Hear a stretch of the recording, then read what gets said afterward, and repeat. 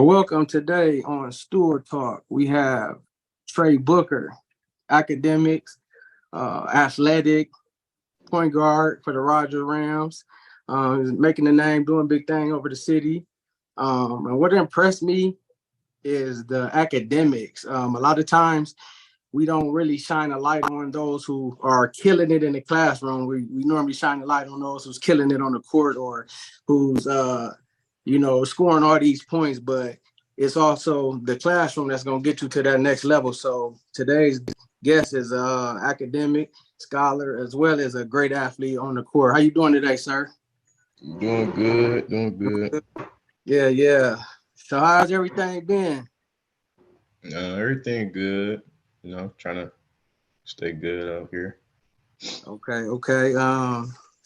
Yeah, like I mentioned on the intro, you're great in the classroom, great on the court as well. You're good basketball. You score high points in games. You achieve good grades. You're the top in your class, correct? Yep. Okay, you top in your class. A blessing because, like I said, that opens up other opportunities, schools, as long as academic scholarship, athletic scholarship, or even both. Is there any schools you thinking about right now that you want to attend, or you would think about in the future that you would like to go to? No, not yet. I ain't really Not too yet. worried about that right Oh, see, that's good. You got a head on your shoulders. You ain't even worried about that. You worried about the what's in front of you. I like that. I like that. How did you first get started into basketball? now. I started playing when I was younger. You My was brother younger. played, my mom played. I got a basketball fan, Yeah, so yeah, running the blood. yeah. So, who's your favorite NBA player? Kyrie, Kyrie. Do you think you yeah, pattern your game after his? a little bit. I try to take the same type of shots as him, Yeah. but Is that why you wear number 11? no, I wear that because of my mom. Okay. Yeah. So, you talented as an underclassman on the varsity level in a line of great company, the likes of the Drew Sean Humphreys, rest in peace, Drew Hop, Dominique Harrison, the Damian Powell, the Clemmy, the Tony Kennard, Devontae Pratt, just to name a few. When you was you mentioned your brother used to play. When you was at the games, did you ever see yourself playing at Rogers and excelling in the way that you are right now? Yeah, for sure. Yeah. I already knew I was gonna come in and do something. Just had to make it happen. Okay. What's been your challenges as an underclassman playing varsity? Uh, Trying to get people to listen. Okay. Everybody, since I'm younger, they think they know better. But So would you say your form of leadership is your actions on the court takes place until they get to listening to your voice, being that you're an underclassman? yeah. Okay. Can you tell me about a time where you had to take over and be a leader, a situation that happened that you had to like be that leader that you already knew that you was, and then they seen it? Like in a game, Yeah. probably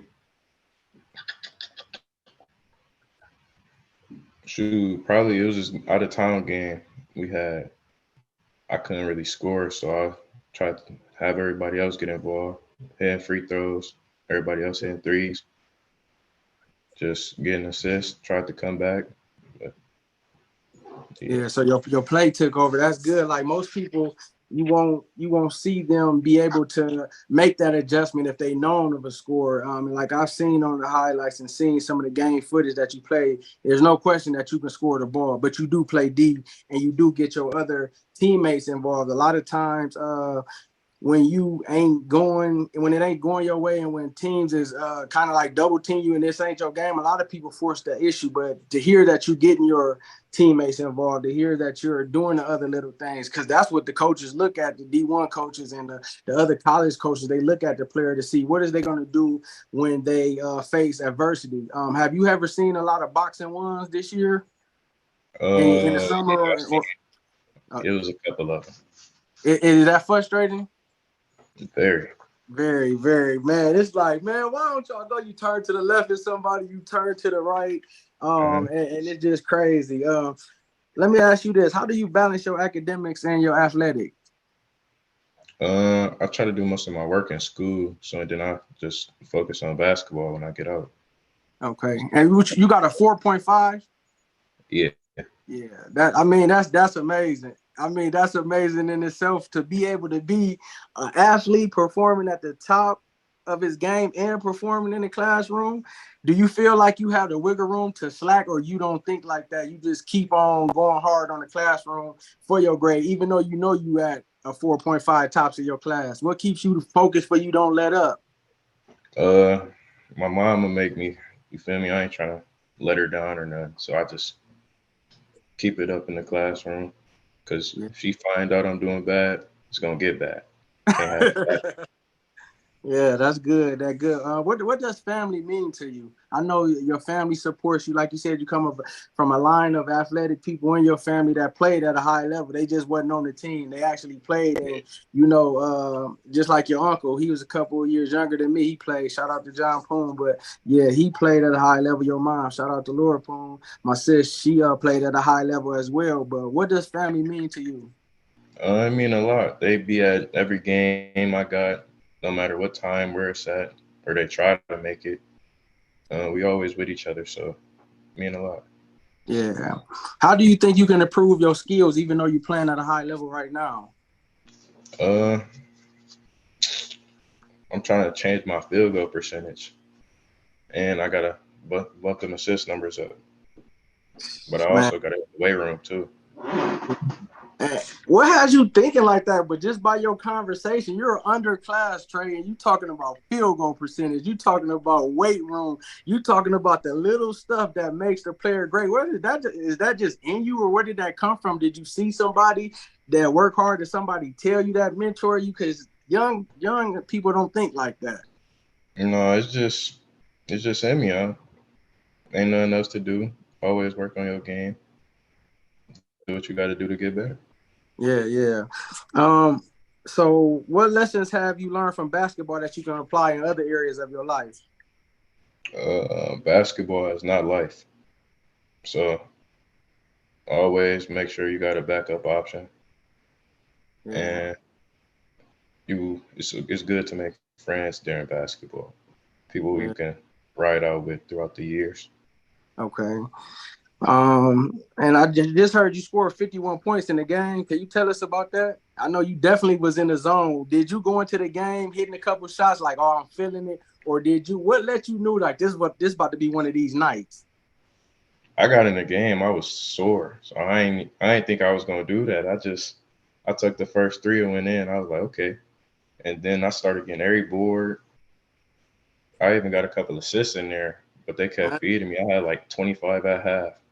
I was only gonna go for like 40. Then they gave me 50. I was like, okay, I I seen won't the miss. sign. I'm like, oh man, I was talking to your uncle. Like, man, that's a lot of buckets, man. He was really feeling it.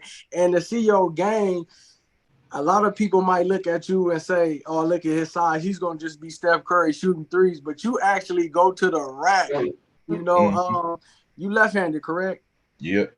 So do a lot of people see you shoot left but still try to play you to your right, or do they like try to jump your left? Because you make them miss and then you hit them with multiple moves and you still get your shot off.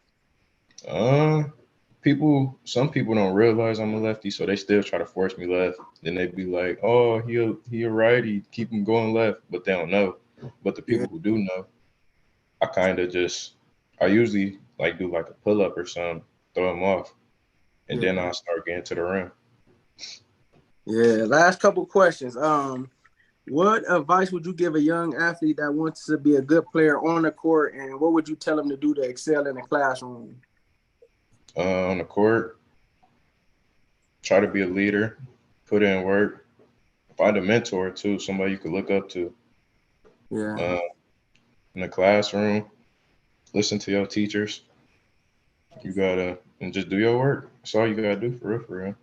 How do you drown out the ears and the noise and all the extra stuff that goes on while you're in school? Whether it's points, whether if you balled had a great game, to keep you humble, to see that you're still very humble. You just had 51 points and you humble because you talked about the other stuff that you did. It wasn't about the points. So what keeps you grounded for your head don't get big?